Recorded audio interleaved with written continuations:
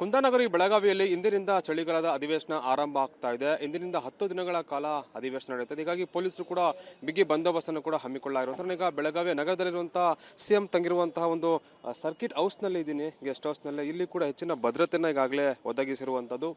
ಬೆಳಗಾವಿಯಲ್ಲಿ ಒಂದು ಬ್ಲಾಸ್ಟ್ ಪ್ರಕರಣ ಆಯಿತು. ಅದಾದ ಬಳಿಕ ಸುವರ್ಣಸೌಧ ಸುತ್ತಮುತ್ತಲೂ ಕೂಡ ಹೈ ಅಲರ್ಟ್ ಆಗಿರುವಂತ ಈಗಾಗಲೇ ಒಂದು ಮುನ್ಸೂಚನೆ ಬಂದಿರುವಂತಹ ಹಿನ್ನೆಲೆಯಲ್ಲಿ ಕೂಡ ಹೆಚ್ಚಿನ ಭದ್ರತೆಯನ್ನ ಈಗ ಸಿಎಂ ಇರುವಂತಹ ಗೆಸ್ಟ್ ಹೌಸ್ ಕೂಡ ಕೊಟ್ಟಿರುವಂತದ್ದು.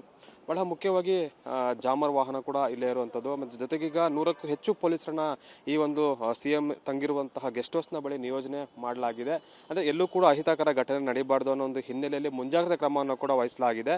ಅದರ ಜೊತೆಗಿನ ಪ್ರತಿಭಟನಾಕಾರರು 80ಕ್ಕೂ ಹೆಚ್ಚು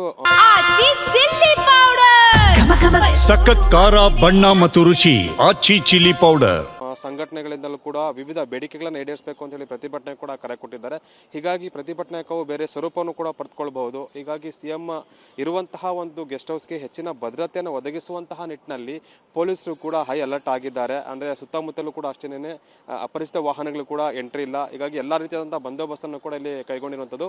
ಇನ್ನು ಕೆಲವು ಕ್ಷಣಗಳಲ್ಲಿ ಸಿಎಂ ಈಗ ಇಲ್ಲಿಂದ ಸುವರ್ಣಸೌಧಕ್ಕೆ ತೆರಳುತ್ತಾರೆ. ಅಲ್ಲಿ ಚಳಿಗಾಲದ ಅಧಿವೇಶನದ ಮೊದಲ ದಿನದಲ್ಲಿ ಭಾಗಿಯಾಗ್ತಾರೆ. ಮುಂಜಾಗ್ರತಾ ಕ್ರಮವಾಗಿ ಯಾವುದೇ ಅಹಿತಕರ ಘಟನೆ ನಡೆಯಬಾರದು ಅಂತ ಹೇಳಿ ಎಲ್ಲಾ ರೀತಿಯ ಕ್ರಮವನ್ನು ಕೂಡ ತೆಗೆದುಕೊಳ್ಳಲಾಗಿದೆ. ಜೊತೆಗೂ ಕೂಡ ಈಗ ಹಿಂಟ್ನ ಒಂದು ಅಧಿಕಾರಿಗಳು ಕೂಡ ಬಂದು, ಹಿರಿಯ ಪೊಲೀಸ್ ಅಧಿಕಾರಿಗಳು ಕೂಡ ಬಂದು ಸಿಎಂಗೆ ಮಾಹಿತಿಯನ್ನು ಕೂಡ ಕೊಡ್ತಾ ಇರುವಂತದ್ದು. ಅಂದ್ರೆ ಈಗ ಬೆಳಗಾವಿಯ ನಗರದಲ್ಲಿ ಪರಿಸ್ಥಿತಿ ಯಾವ ರೀತಿ ಇದೆ, ಅಂದ್ರೆ ಜೊತೆಗೆ ಈಗ ಪ್ರತಿಭಟನೆ ಕಾವು ಮತ್ತೆ ಪ್ರತಿಭಟನೆ ತೀವ್ರತೆ ಇರುವಂತಹ ಬೇರೆ ಯಾವ್ದಾದ್ರು ಸಂಘಟನೆಗಳು ಅವರೆಲ್ಲವೂ ಕೂಡ ಮಾಹಿತಿಯನ್ನ ಪಡೆದುಕೊಂಡಿದ್ದಾರೆ. ಜೊತೆಗೆ ಈಗ ಎಂಎಸ್ ಪುಂಡರು ಕೂಡ ಒಂದು ಮಹಾಮೇಳಕ್ಕೆ ಅವಕಾಶವನ್ನು ಕೂಡ ಕೊಡಿ ಅಂತ ಈಗ ಪೊಲೀಸ್ ಇಲಾಖೆ ಅದನ್ನ ಕದ ತಟ್ಟಿರುವಂತದ್ದು. ಈಗ ಈ ಕಡೆ ಅವ್ರಿಗೂ ಕೂಡ ಅವಕಾಶ ನಿರಾಕರಿಸಲಾಗಿದೆ. ಬೆಳಗಾವಿಯ ಒಟ್ಟು ಭದ್ರತೆ ಮತ್ತೆ ಸುವರ್ಣಸೌಧದಲ್ಲಿ ನಡೆಯುವಂತಹ ಬೆಳಗಾವಿ ಅಧಿವೇಶನದ ಸಂಪೂರ್ಣ ಮಾಹಿತಿಯನ್ನ ಸಿಎಂ ಈಗ ಪಡೆದುಕೊಂಡಿರೋ ಮಾಹಿತಿ ಕೂಡ ಲಭ್ಯ ಆಗ್ತಾ ಇದೆ.